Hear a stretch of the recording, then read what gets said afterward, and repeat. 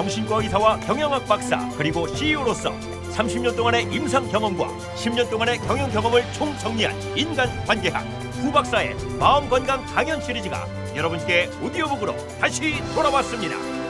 YMI, 힐링 스트레스, 관계방정식, 변화의 신, 그리고 선택의 함정, 자기 개발을 위한 종합 선물 세트, 현대인의 토탈 힐링 성서이며 직장인의 신명심 보감이자 마음을 움직이는 화제의 신간 5권을 지금 인터넷으로 만나실 수 있습니다.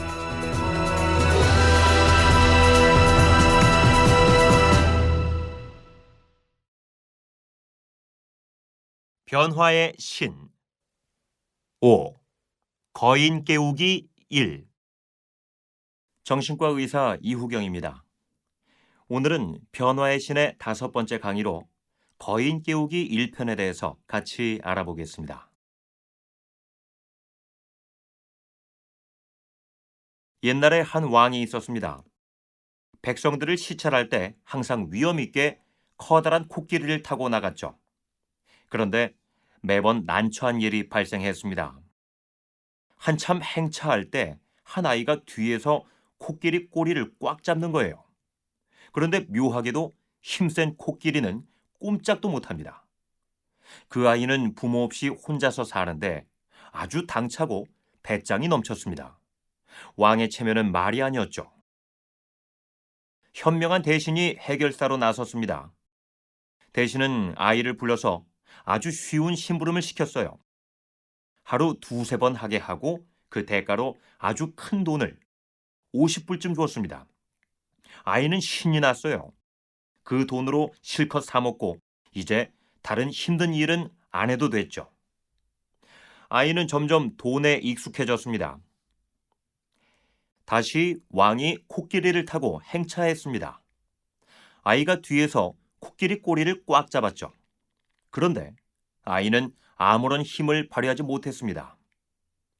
돈과 편안한 생활에 길들여진 아이는 이제 예전의 초능력을 상실한 겁니다. 사람은 누구나 자신감과 열정이 넘쳤던 시절을 기억합니다. 대단한 능력을 발휘했던 시절을 기억하고요. 그런데 세월이 지나고 나이가 들면서 자신감과 열정은 줄어듭니다. 능력은 쇠퇴하죠. 머리는 무거워지고 걱정과 두려움이 많아지죠. 돈에 길들여지고 편안한 생활에 익숙해집니다. 이제 코끼리를 제압할 능력을 상실하는 겁니다. 프로이드는 무의식에 대해서 언급했습니다. 의식은 빙산의 일각이고 무의식은 90%를 차지하는 빙산의 본체입니다. 이러한 무의식은 잠재 능력의 원천이죠. 사람은 누구나 엄청난 잠재 능력을 가지고 태어나는데요. 그런데 평생 자신의 잠재 능력의 5%도 채 못 쓰고 죽는다고 합니다. 세상에는 공부 많이 하고 똑똑하고 유능한 사람이 많습니다. 그런데 이상하게 그들이 실패해서 어렵고 힘들게 살아가는 것을 자주 볼 수 있어요. 잠재 능력을 충분히 발휘하지 못했기 때문입니다. 모든 성공한 사람이 머리가 좋은 것은 아닙니다. 모든 성공한 사람이 유능한 것은 아니에요. NLP 전문가 앤서니 라빈스는 유명한 책을 썼죠. 내 안에 잠든 거인을 깨워라. 앤서니 라빈스는 현재 미국에서 가장 잘 나가는 변화 전문가죠. 사람은 맘만 먹으면 무엇이든지 해낼 수 있습니다. 목표와 비전을 세우면 무엇이든지 해낼 수 있어요. 성경에 겨자씨만한 믿음이 있으면 이 산을 들어 저쪽으로 옮길 수 있다고 했습니다. 간절히 소원하면 못 이룰 것이 없어요. 잠든 거인은 잠재 능력인데요. 내 안에 잠재 능력을 깨우는 것은 대단히 중요합니다. 모든 아이들은 무한한 잠재 능력을 가지고 태어납니다. 아이들은 두려움을 몰라요. 이것은 나는 무엇이든지 할 수 있다 라는 태도로 표현됩니다. 인간은 태어날 때 두려움이 없고 아무런 억지 없이 태어납니다. 마치 코끼리의 꼬리를 잡는 아이와 같이 당당하죠. 그런데 아이들은 자라나면서 아주 어렸을 때부터 부정적인 습관을 배우기 시작해요. 부정적인 습관은 부정적인 감정을 만듭니다. 이 부정적인 감정이 바로 잠재 능력을 가로막는 원인이고요. 내 안의 거인이 깨어나는 것을 방해하는 주요 요인입니다. 부정적인 감정은 무려 50여 개에 가깝습니다. 죄의식, 수치감, 무기력, 무가치함, 열등감, 시기심, 질투심, 우울, 걱정, 불안, 초조, 욕망, 공포, 분노, 두려움, 적대감 등 너무나도 많은데요. 이 모두 부정적인 감정의 열매입니다. 부정적인 감정의 원조는 두려움입니다. 두려움은 가장 원초적인데요. 분노, 공포, 시기심, 질투심, 죄의식, 적대감 등으로 발전합니다. 두려움은 모든 부정적인 감정의 출발점이에요. 부정적인 감정에서 가장 나쁜 것은 죄의식과 적대감입니다. 부정적인 감정의 나무 둥치는 불평과 원망이고요. 부정적인 감정의 나무는 뿌리로부터 계속 물과 영양분을 제공받습니다. 물과 영양분은 자기 정당화와 동일치입니다. 우리가 잠재 능력을 발휘하기 위해서는 이러한 부정적인 감정을 제거해야 합니다. 여러분, 오늘은 내 안의 거인 깨우기의 첫 번째로 부정적인 감정을 제거하는 최고의 방법에 대해 알아보겠는데요. 첫째는 부정적인 감정의 나무 둥치를 베어내는 겁니다. 둘째는 부정적인 감정 나무에 물과 영양분의 공급을 끊어서 뿌리를 쇠약하게 하는 겁니다. 셋째는 부정적인 감정의 가장 마왕격인 죄의식과 적대감을 제거하는 방법입니다. 그럼 세 가지 방법에 대해 하나하나 알아보겠습니다.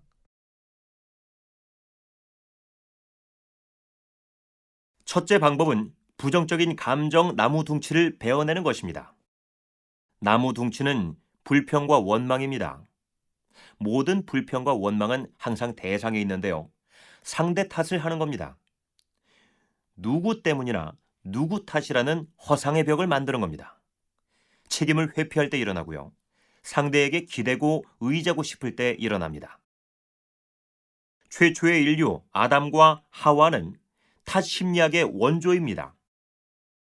하나님께서 물으셨습니다. 내 아들아, 너는 왜 먹지 말라는 선악과를 따먹었느냐? 아담이 대답했습니다. 당신이 창조한 하와가 시켜서 먹었습니다. 하나님께서 물었습니다.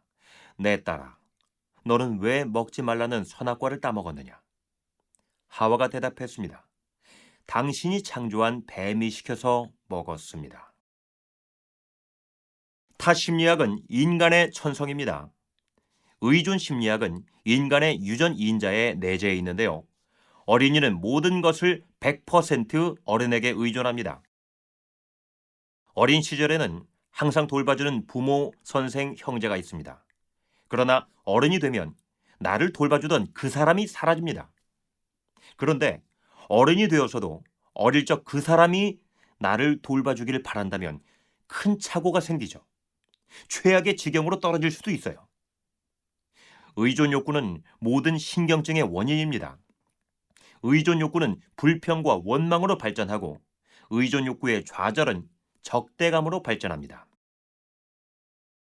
만 18세를 넘게 되면 과거에 부모가 나에게 어떻게 대해 주었느냐에 무관하게 모든 것을 스스로 책임져야 합니다. 여러분, 부정적인 감정을 제거하는 최고의 방법이 무엇인 줄 아십니까? 나무 둥치를 베어내는 겁니다. 불평과 원망을 버리는 거고요. 책임을 지는 것입니다. 한 정신과 의사는 이렇게 말했습니다. 정신질환이란 존재하지 않는다. 단지 무책임이 있을 뿐이다. 여기 책임감을 높이는 대단히 좋은 방법이 있습니다. 모든 게 내 책임이다. 모든 게 내 책임이다. 내 인생은 내가 100% 책임진다. 이것을 큰 소리로 외치는 겁니다. 모든 원망과 불평은 눈 녹듯이 사라지고요. 잠재 능력을 최대한으로 발휘하게 됩니다.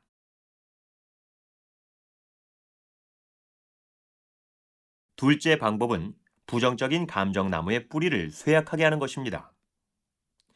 부정적인 나무 뿌리에 물과 영양분의 공급을 끊는 겁니다.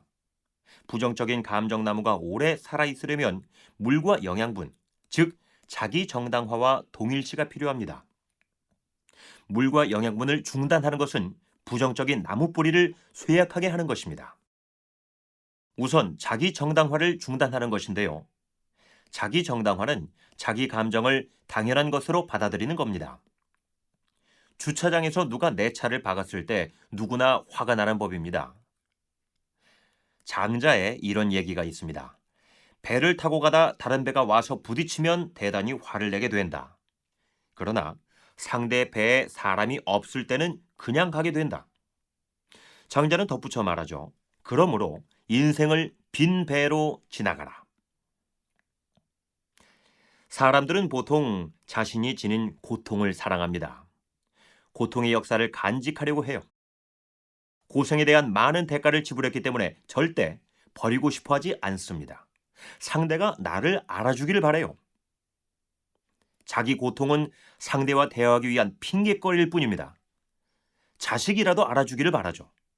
그런데 고통이 없어진다면, 증거가 없어진다면 과연 누가 알아주겠습니까?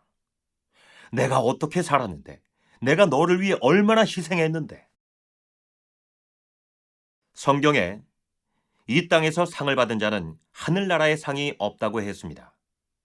자기 정당화는 부정적인 감정나무에 공급되는 부정적인 물이에요. 자기 정당화를 끊는다면 부정적인 감정나무가 쇠약해집니다. 다음으로 동일치를 중단하는 것입니다. 동일치는 부정적인 나를 진짜 나로 착각하는 것입니다. 고객의 병을 자기 병으로 동일치하는 의사는 바보입니다. 고객 사건을 자기 일로 동일치하는 변호사는 바보이고요. 낙타가 등에 짐을 지고 땀을 뻘뻘 흘리며 언덕을 넘어가고 있었는데요. 주인이 물었습니다. 언덕을 오를 때와 내릴 때 언제 더 힘든가? 낙타가 대답했습니다. 오르고 내리는 게 중요하지 않습니다.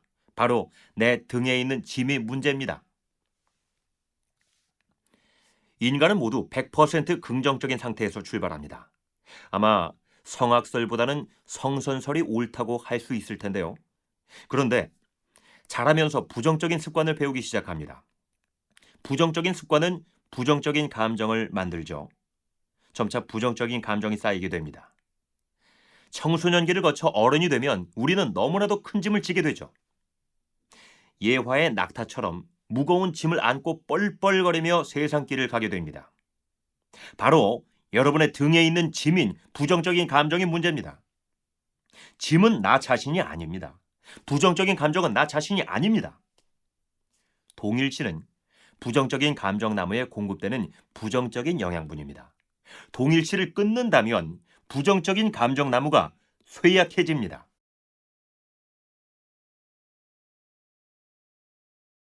마지막 셋째 방법은 죄의식과 적대감을 제거하는 방법입니다. 죄의식과 적대감은 부정적인 감정의 왕입니다. 죄의식과 적대감은 모든 부정적인 감정 중 가장 치명적인데요. 죄의식과 적대감은 동전의 양면과 같습니다.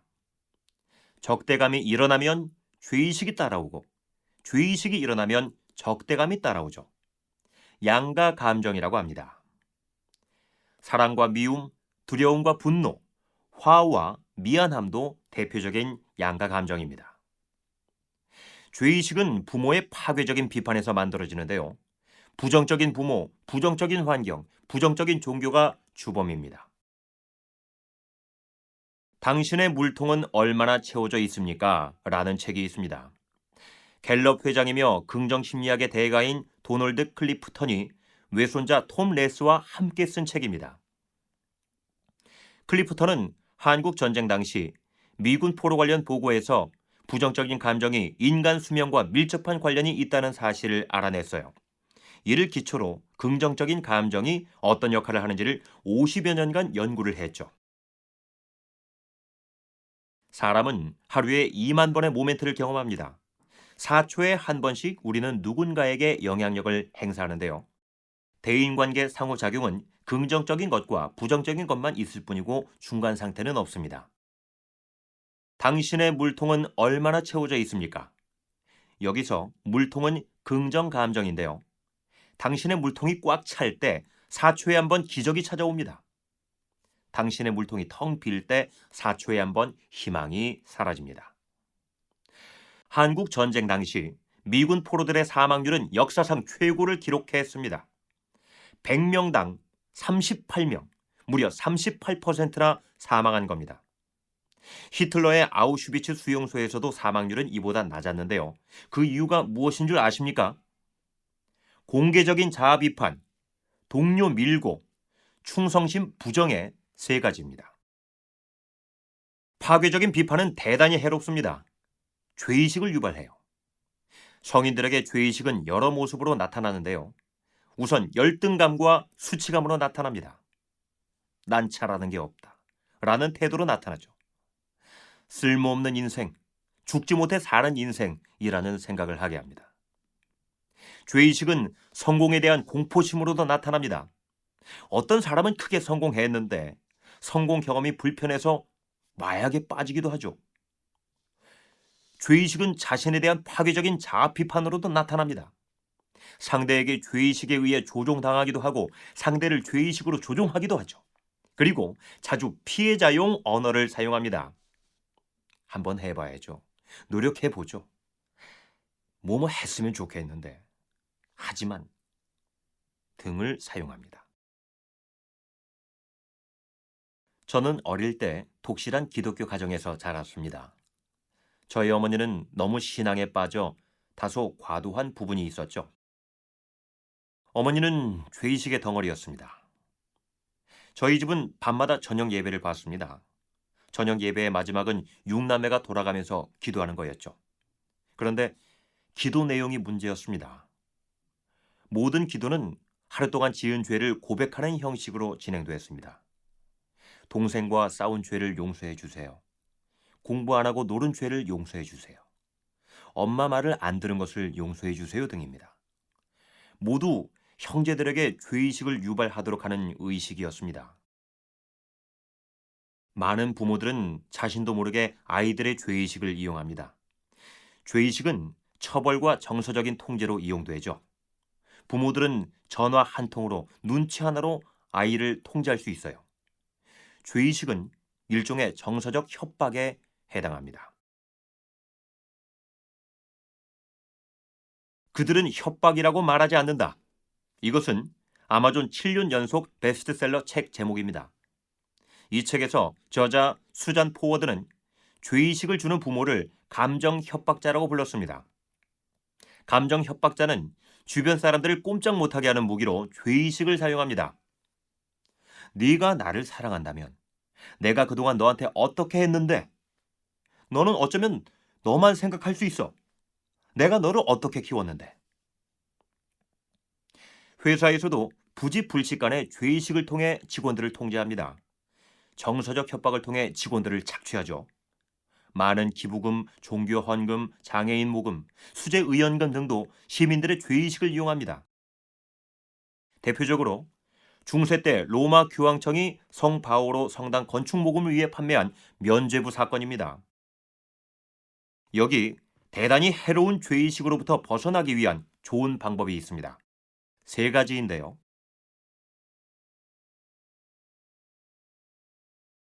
첫째, don't judge입니다. 판단하지 마라. 자아 비판, 파괴적인 자아 비판을 절대 하지 않는 겁니다. 오랫동안 돌을 닦던 사람이 어느 날 강둑에 앉아 명상을 하고 있었습니다. 강 건너편에 한 청년이 어떤 여자에게 술을 따르고 있었는데요.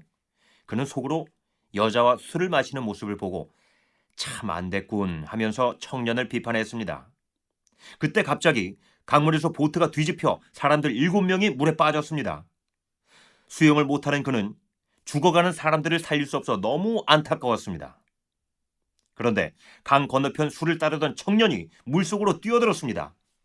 6명을 구하고 난 후에 헤엄쳐 그에게 다가와서 이렇게 말했습니다. 제가 6명을 구했으니 마지막 1명을 구하십시오. 그리고 덧붙여 말했습니다. 제가 따른 것은 술이 아니고 물입니다. 그리고 여자는 저의 어머니입니다.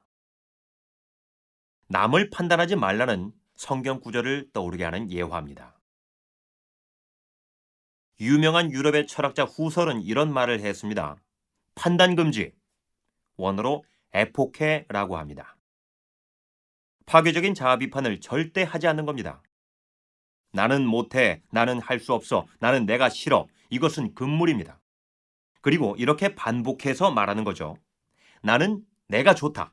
나는 내가 좋다. 나는 내가 정말 좋다. 둘째, That's not mine. I don't care입니다. 죄의식에 조종당하는 것을 단호하게 거부해야 합니다. 상대에게 죄의식을 주는 행동도 단호하게 중단해야 합니다. 한여름 시골길에서 어떤 노인이 큰 보따리를 가지고 버스를 탔습니다. 노인은 보따리를 버스 앞 엔진 위에 올려놓았습니다. 그리고 맨 뒷칸에 가서 앉았죠. 운전기사가 커다란 짐 때문에 시야에 방해가 돼서 노인에게 보따리 좀 치워달라고 말했습니다. 그런데 노인은 듣는 둥 마는 둥 흥얼거리며 콧노래를 불렀습니다. 두세 차례 시도하다 반응이 없자 운전기사는 화가 나서 버스를 세우고 보따리를 바깥에 내동댕이 쳤습니다. 그리고 출발했습니다. 운전기사는 노인에게 이제 기분이 어떠냐고 물었습니다. 그래도 노인은 아무런 반응 없이 콧노래를 불렀죠. 그리고 대답했습니다. 그것은 내 것이 아니에요. 죄의식은 더 이상 내 것이 아닙니다. That's not mine. I don't care.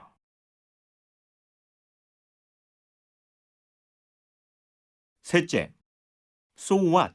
Forgive입니다. So what? 유명한 흑인 재즈 연주가 마일즈 데이비스의 곡 중에 이런 제목이 있습니다. 제가 아주 좋아하는 곡이죠. 참으로 멋진 음악입니다. 그래서 어쨌단 말인가? 상처를 받아서 어쨌단 말인가? Forgive, 용서하는 겁니다. 성경에 70번씩 7번 용서하라고 했습니다.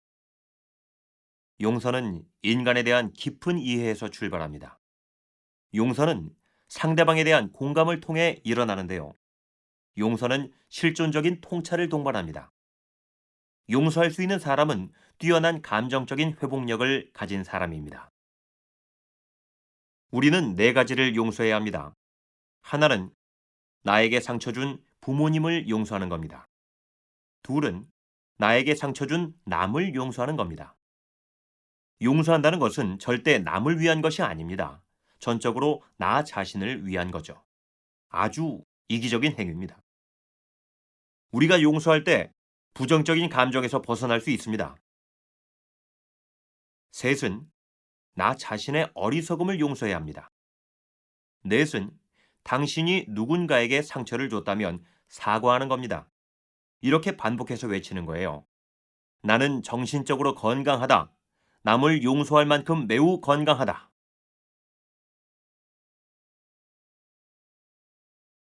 여기 파경에 처한 인간관계를 해결하는 간단한 방법이 있습니다. 부모관계, 연인관계, 직장관계에서 실망, 배신, 애증의 관계가 벌어졌을 때 해결하는 건강한 방법입니다. 미완성의 관계를 해결하기 위해 편지를 쓰는 겁니다. 다음과 같은 순서로 진행합니다. 하나는 100% 수용한다.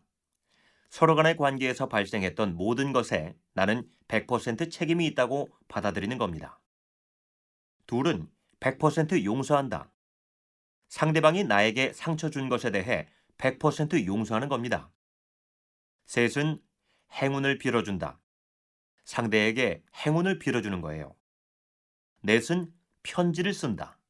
그리고 편지를 상대에게 붙이는 겁니다. 반드시 붙이지 않더라도 커다란 효험이 있습니다. 상대에게 관대하고 나에게도 관대하라.